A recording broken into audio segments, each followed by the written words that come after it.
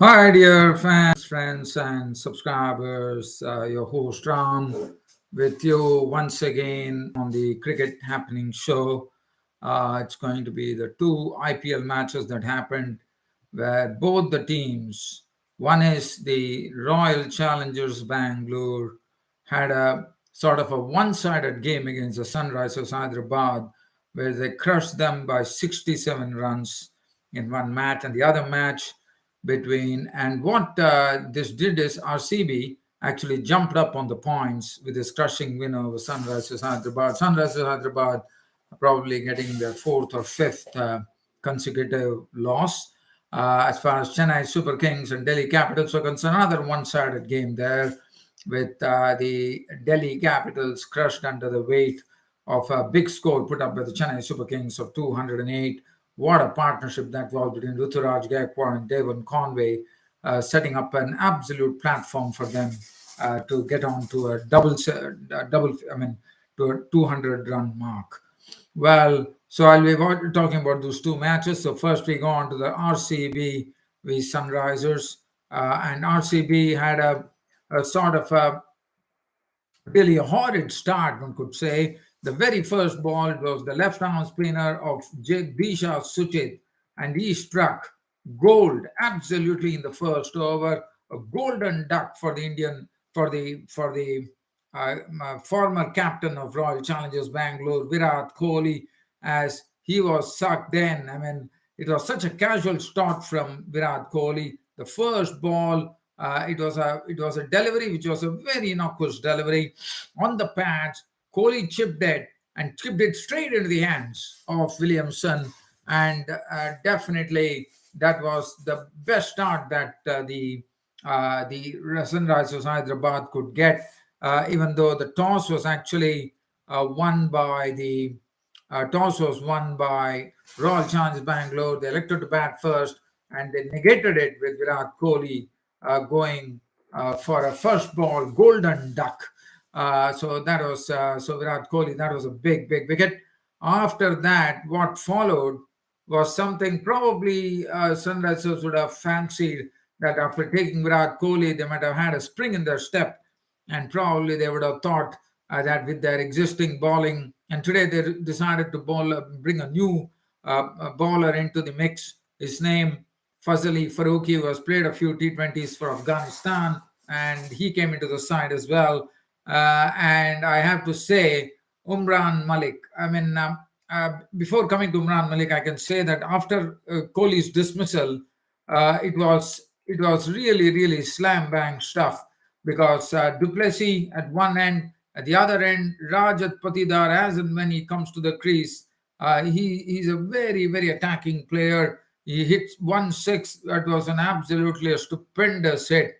I think the ball was probably a ball which was from Bhuvneshwar Kumar. It was probably moving away. It was a leg cutter, and Rajat Patidar went over there and deposited the ball over the long on. So that really takes some shot, and Rajat Patidar is showing that he's a quality batsman in this IPL. And what a partnership. After Virat Kohli dismissed for the first ball, golden duck of the inning, first ball of the match, 105 runs partnership happened between Faf du Plessis, the captain, and Rajat Patidar, with Rajat Patidar's contribution being 48 of 38. And look, I mean, they were really going like a train. At 10 overs, they had already reached the 100 mark.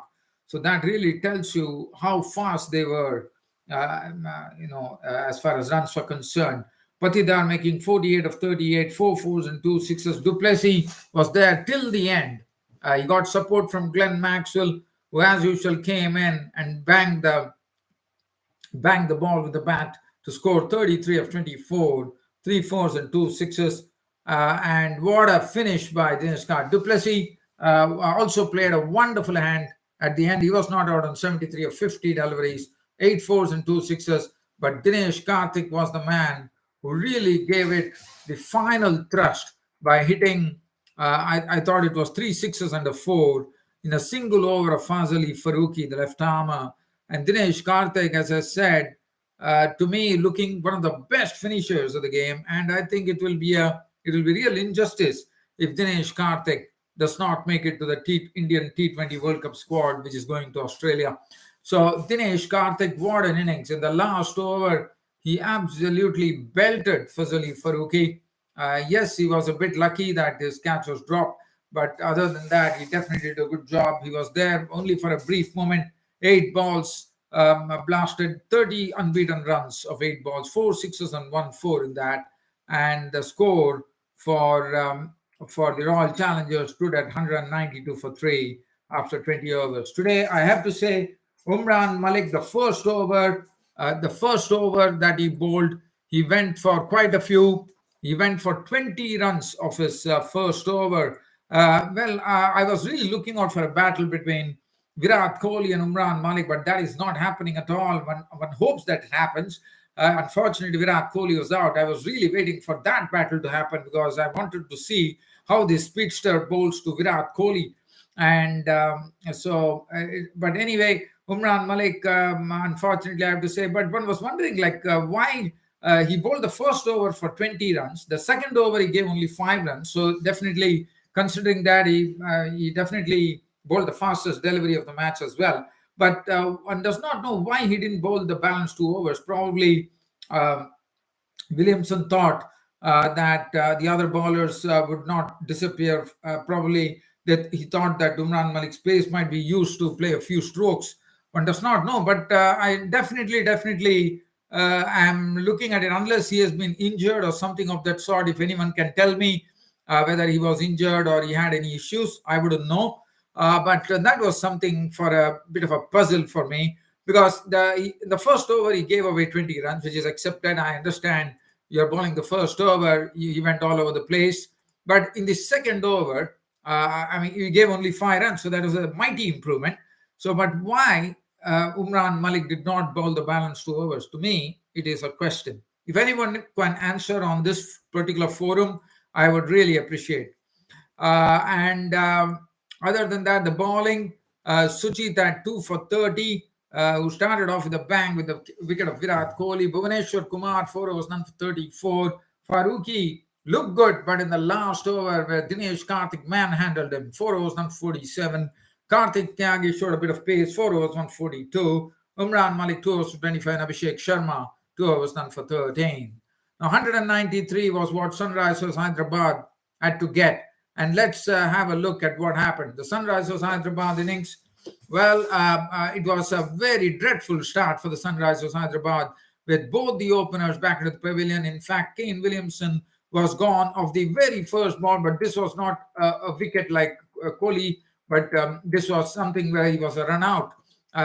He was trying to reach the striker's end after Abhishek Sharma called him for a single, and he got himself around. Shahbaz Ahmed striking the stumps with an arrow throw. He was gone for naught. Abhishek Sharma complicated matters when he missed a straight one from Maxwell, played across the line, and he was a goner as well. The ball hit the stumps, and that was the end of Abhishek Sharma for naught. And that was a poor situation for SRH, because they were 0 for 2 at that stage.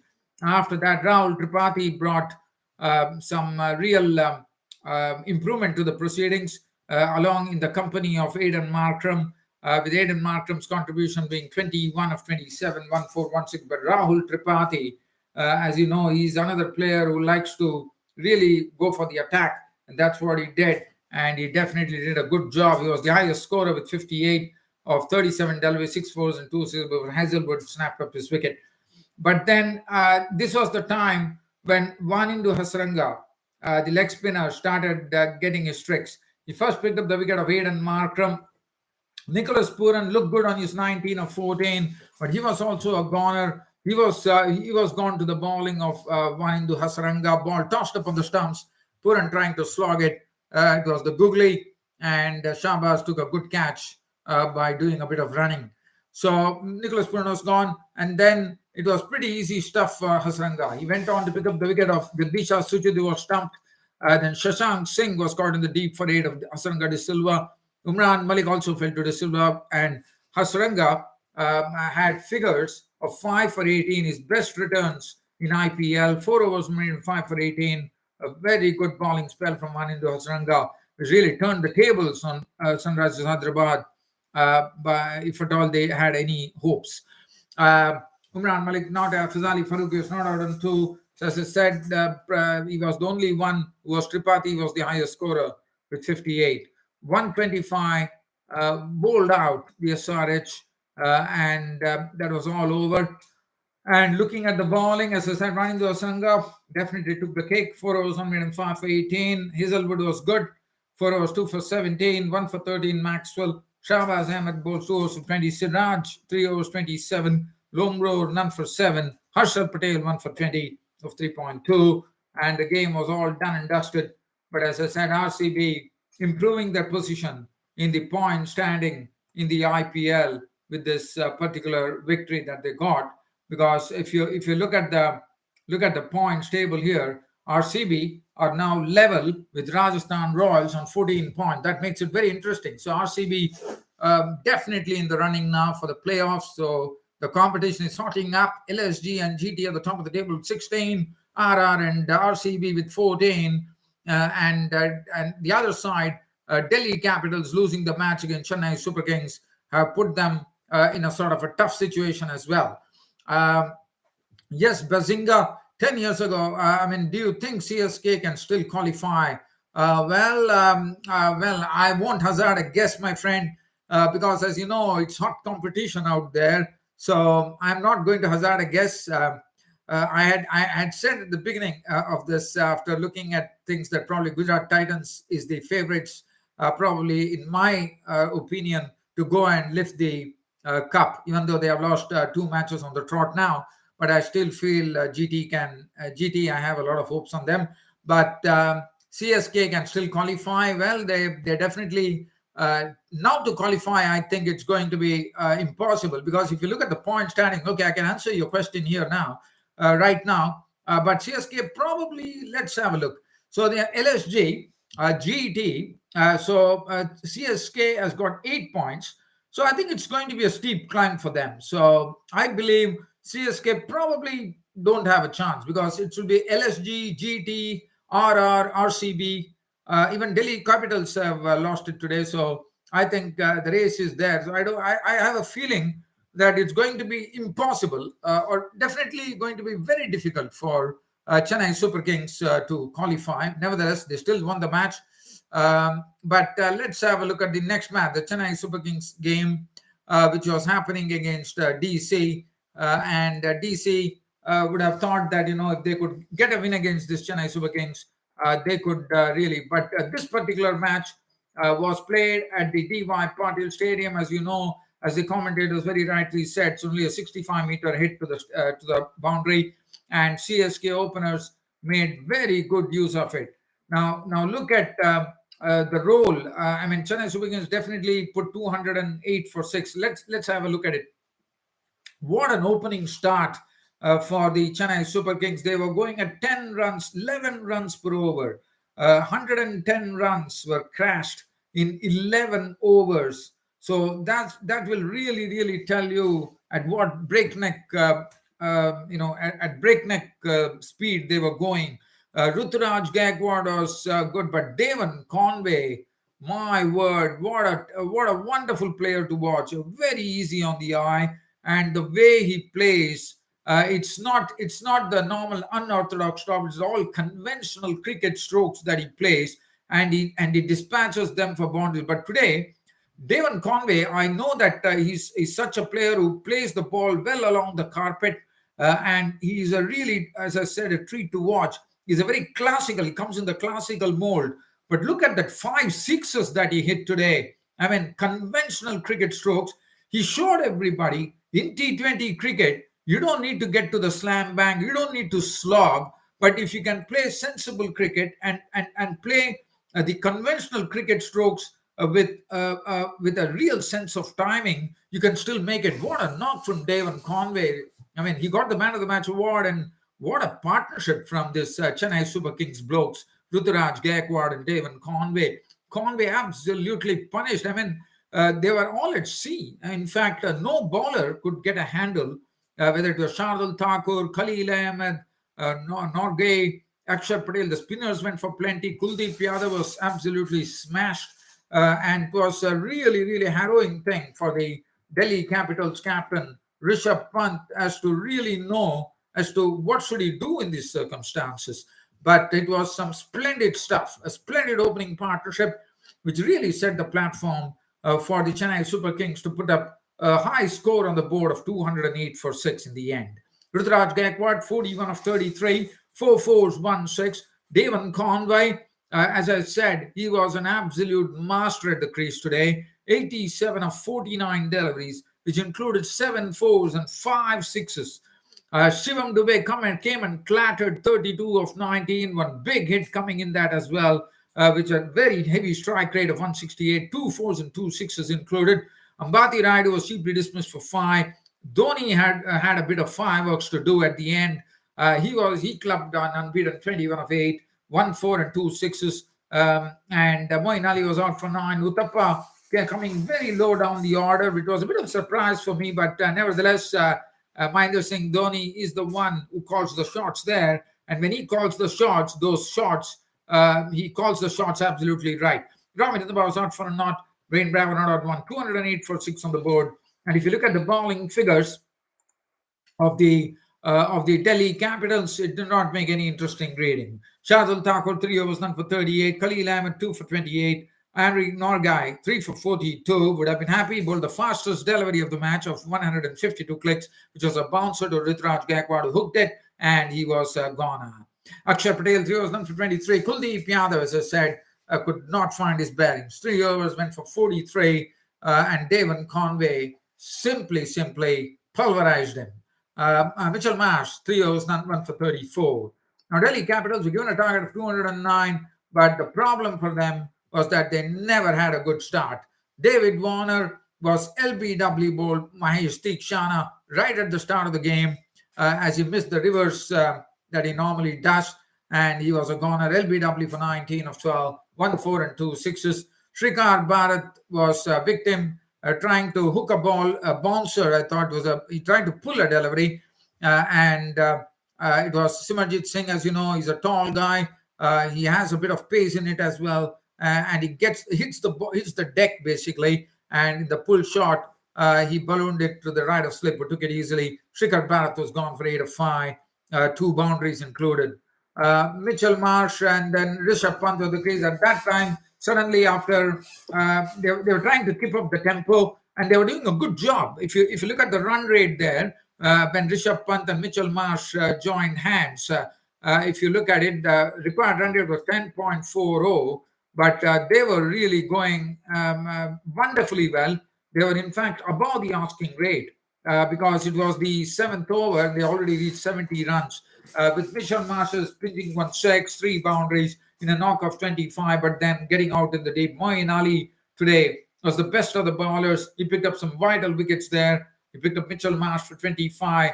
Rishabh Pant was also looking good on 21 of 11 with 4 boundaries, but then one of Moeen Ali's deliveries, Rishabh Pant tried to cut it, but could not, and he was castled by Moeen Ali, and that was the big wicket which he chopped the length ball outside the off stump when he tried to give room for himself to play the stroke. After that, the only hope was Roman Powell at the crease, but then Roman Powell's dismissal. Mukesh Chowdhury got 2 important wickets, I thought, because Roman Powell is such a dangerous bloke. We all know that even 30 runs are required in the final over, this man can really do it. But Roman Powell was not there to do any damage, as Mukesh Chowdhury once again showed what a good bowler he is. There a hard slash from Roman Powell, but the ball actually was moving away, and it was a catch taken by Mahendra Singh Dhoni. And then he also picked up the wicket of Akshar Patel by clean bowling him through the bat and pad gap as he went for the full-blooded drive. I mean, that was a wonderful delivery. I mean, if you look at the body language of Akshar Patel after being out, while walking back, he gesticulated that was an absolutely wonderful delivery. He could do nothing with that delivery because it really sped through the gate, one could call, and Akshar Patel was goner. So that was 2 vital wickets, because I always thought that Roman Powell Nakshar Patel, both combining, I thought there was some hope for them. But with both gone, definitely the hopes had totally died. Ripple Patel was out for 6 as well. And then Shardul Thakur and Kuldeep Yadav, well, it was a sort of a session where probably for 30 odd balls, we didn't have any boundary set. And one was really wondering as to what was going on. But then Shardul Thakur was out for 24 of 19, 2 fours, 1 6. Kuldeep Yadav out for 5. The game was all over. 117 was the final tally for the Delhi Capitals, and it was a handsome victory for the Chennai Super Kings. They won the match by 91 runs to improve their standings. But again, whether to qualify for the whether they'll a pretty distant thing. Talking from right now. Mukesh Chowdhury has been very impressive. He's doing a great job. 222. Simarjit Singh was another also mighty impressive. One could say of Simarjit Singh. As I said, he's a hit the deck bowler. 4 overs, no, 227. Mahesh Dikshana, 1 for 29. Wayne Bravo, 224. And Moeen Ali, the pick of the bowlers, who really caused a sort of big headache for the Delhi Capitals, picking up those vital wickets. 4 overs, no maiden, 3 for 13. And the game was all over. But let me talk about one thing here. If I don't talk about it, and that is something everyone knows about it, that Mahendra Singh Dhoni is an absolute schemer. If one would have seen the match, you would have seen how many times he was having talks with the bowlers, the fielders. He was making those fielding positions. And this is what Mahendra Singh Dhoni brings to the table. He came to the hem after Ajay Jadeja decided that he does not want the captaincy. And look at the difference that it is making. 2 matches have been won on the trot by the Chennai Super Kings. He has handled the bowlers superbly. He has rotated his bowlers wonderfully well. And then finally, he has looked at everything. He has looked at the dimensions of the ground. He has looked at which is the shorter boundary, which is the longer boundary. He has got his own fielding positions. He has put the fielders in the right places. And I think that's a wonderful captaincy. As I said, if I don't talk about his captaincy today, I would have definitely it would have definitely been a mistake on my part, because I thought that really something which really started putting a lot of pressure on the Delhi Capitals, because he was blocking those areas. And as you know, he's someone who judges the players very well. And Chennai Super Kings, I think, are blessed to have a captain like Mahendra Singh Dhoni. Even though today I understand that it's going to be a very distant. It's going to be really distant for them to go and qualify for the playoffs unless they do it. But nevertheless, it was a wonderful game of cricket. But as I said, Mahendra Singh Dhoni, it was some tremendous captaincy from him, from all spheres, and he himself contributed as well with 21. Well, dear fans and subscribers, an absolute pleasure bringing you the cricket show tomorrow. The match which is coming up is an important match. Mumbai Indians are definitely, they can go for broke now. But Kolkata Knight Riders have been having a rough ride of late, and they are the ones who are under immense pressure. One more loss to another loss to Mumbai Indians tomorrow will shut the gate for them to probably qualify for the playoffs. So that would be interesting to see what KKR do. As far as Mumbai are concerned, they are absolutely down and out. It's just a matter of probably playing for the records tomorrow as far as Mumbai Indians are concerned. Well, dear fans and subscribers, as I said, always a pleasure. Just wanting to tell you one thing just before I go, not much. Cheteshwar Pujara, who has been going through the horrors when he was in the Indian Test team, and also he was not selected, I thought, for the Sri Lankan tour or one of the matches. Let me tell you one thing. He has been doing an amazing job in this English County LV Insurance County Championship. He has scored 2 double centuries and a century. He's in pink form right now. And I think, for me, an Indian Test team without the rock of the Indian team, Cheteshwar Pujara, looks very empty for me. So I think I'm a very strong proponent of Cheteshwar Pujara. I'm happy that he's coming into form, but I really want to see him back in the Indian Test ranks, because I think he's a quality player, and quality never dies. Well, dear fans and subscribers, absolute pleasure bringing you this cricket show. And as I said, when I do my cricket show, it really, really invigorates me. I'm absolutely any dull moment for me is absolutely brightened once I sit and wax eloquent on cricket. Such is my passion for the game. Well, dear friends and subscribers, as I always say, keep an eye on my Twitter page as well, because on weekdays it's only the cricket tweets that you would see. Probably tomorrow, then you might be seeing a cricket show from me. Probably a bit late. There is an absolute possibility. I'm just you can keep yourself tuned. Probably I might pop in with the match to give you a small report on the match between Mumbai Indians and Kolkata Knight Riders. And also, I have my own cricket website, www.cricket-status.com. Jump in anytime to have a view of that as well. And that being said, it's about time for me to say sayonara on this cricket show and look forward to meeting you all tomorrow. Thank you.